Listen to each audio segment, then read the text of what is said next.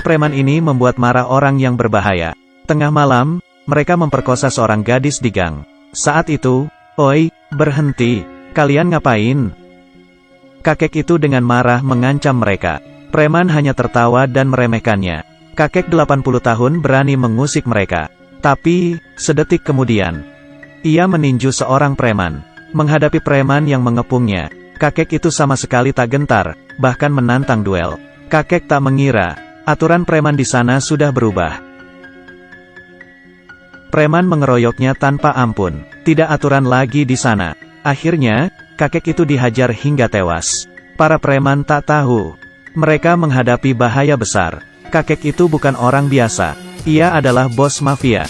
Dulu, ia adalah bos mafia ISN.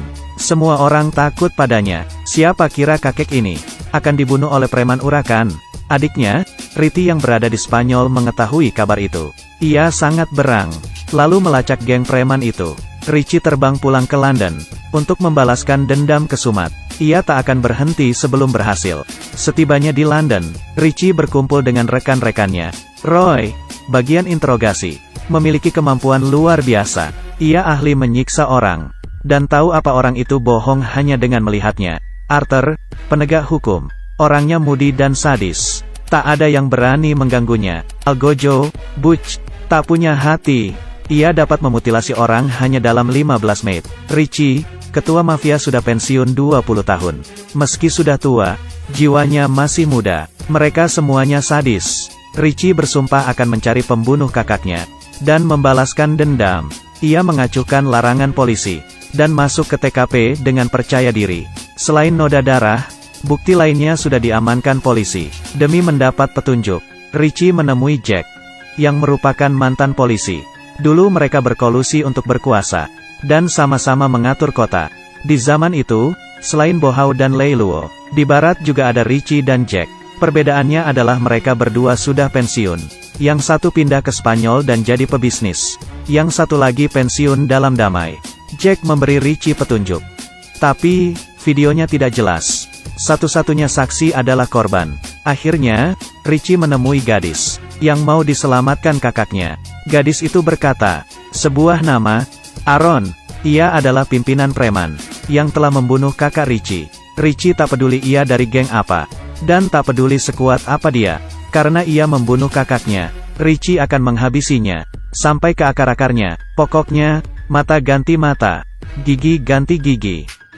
Seharusnya tidak ada yang mengusik mereka. Meski tua, berumur di atas 80 tahun, dan berambut putih, tapi mereka berjiwa muda. Semuanya sangat sadis. Dulu, mereka menguasai seluruh kota dan jalur bawah tanah. Mereka menggunakan aturan untuk mengatur kedamaian. Tapi, setelah mereka pensiun 20 tahun kemudian, ada yang melanggar aturan dan mengacau kedamaian. Mereka sangat jahat. Bahkan, bayi pun dibunuhnya. Polisi takut pada mereka. Sayangnya, geng bernama E2 ini tak tahu kalau mereka membunuh orang yang salah, yaitu kakek berumur 80 tahun. Mereka tak mengira, pria tua ini dulunya adalah ketua ISN, yang tidak boleh diusik. Geng Richie mulai beraksi. Ketua E2, Aaron sangat licik dan susah dilacak. Mereka mulai dari para bawahannya. Roy menangkap tangan kanan Aaron. Melihat Roy yang renta, mereka meremehkan, dan mulai mencaci makinya. Mereka minta dilepas. Kalau tidak, E2 akan bertindak. ISN sudah lama tidak dimaki seperti itu. Richie membalas memaki mereka. Seorang anggota E2 ditinju hingga pingsan oleh Arthur. Roy yang sadis, menikmati waktunya menyiksa orang. Ia menikam paha E2 dengan paku panjang, hingga menyadarkan pria itu dari pingsannya. Ia berteriak kesakitan. Melihat beragam senjata di tangan Roy, ia sekarang ketakutan. Tapi, sudah terlambat. Tulang yang keras kalah melawan mata bor. Pria itu pingsan lagi. Temannya pucat pasi dan minta ampun. Ia berjanji akan membawa Aaron pada mereka. Arthur tahu ia berbohong. Tapi, Richie melepaskannya. Begitu ikatan dilepas, ia lari. Tapi, pria itu tak mengira, Richie akan sekejam ini. Mustahil untuk membohongi Richie. Richie melepas ikatannya, karena ia pantang membunuh orang terikat. Sekarang ISN tahu, tidak ada yang berani membocorkan lokasi Aaron. Pria yang dibor tadi mati kehabisan darah. Richie tak peduli. Balas dendam yang kejam baru akan dimulai. Karena tak menemukan lokasi Aaron, Is-en membunuh bawahannya secara membabi buta. Mereka menikmati perburuan kali ini. Mereka menanyai bawahan Aaron satu persatu. Tapi, semuanya tutup mulut. Setia sekali, ya, pria ini tak mempedulikan nyawanya. Dan malah memaki keluarga mereka. Richie terlalu sayang dengan keluarganya.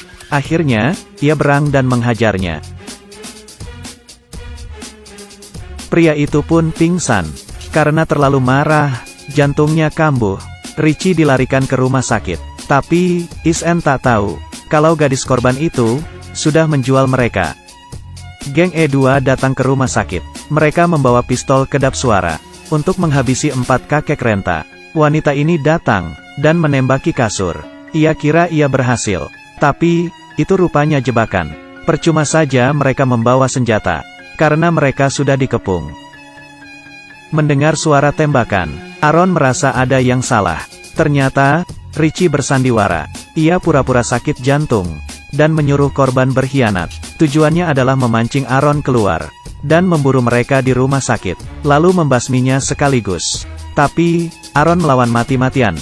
Aaron tak mengira, yang ia tembak adalah orangnya. Di tengah adu tembak, Is-en tetap tenang. Mereka sudah biasa tembak-tembakan. Meski tua, mereka tidak lamban. Sekali tebas, lawannya berteriak minta ampun. Arthur menembak, dan membunuh satu musuh. Ia menembak tabung pemadam. Di tengah asap, mereka terus menembak. Meski Is-en kalah jumlah, tapi mereka sudah menyiapkan semua. E2 menangkap gadis tadi, dan menjadikannya sandera. Dengan santai, Richie dan gengnya menyerah. Aaron sangat marah. Tapi, saat itu, Aaron dikhianati oleh temannya. Richie segera memungut pistol Aaron. Teman-temannya berteriak, tembak. Tapi, Richie punya kebiasaan. Sebelum menembak ia harus memasukkan peluru 3 kali. Terlambat sudah. Richie membuang pistolnya dan bersiap-siap. Ia meninju Aaron hingga terkapar. Aaron memungut pistolnya. Ia menodong Richie. Tapi, saat itu polisi datang. Aaron berteriak ia akan membunuh Richie. Tapi, ternyata pistolnya kosong. Polisi mengepung mereka. Melihat pistol, polisi langsung menembak. Semua ini adalah rencana Richie yang cerdik. Ia meminjam tangan polisi, supaya tangan Is-en bersih. Untung saja perhitungan mereka tepat. Is-en di sini adalah korban. Polisi tidak bisa menghukum mereka. Mereka adalah geng mafia Is-en, yang berani dan pintar menyusun strategi. 4 kakek 80 tahun. Bersatu menumpas E2, geng preman urakan. Sekaligus membalaskan dendam. Tak ada yang mengira ini hanya permulaan. Richie berpamitan dengan sedih. Ia akan menetap di London, untuk menegakkan kedamaian di kota, dan memberantas preman. Ia ingin kembali jadi mafia, dan mengajari anak-anak muda. Peraturan dan moral harus ditegakkan. Mentang-mentang muda, tidak boleh semena-mena. Di atas langit masih ada langit. Contohnya dia, dan dia. Kalau saja tak membunuh anjing itu, menculik gadis itu, dan tak menghajar kakek itu, mungkin saja nasib mereka akan berbeda.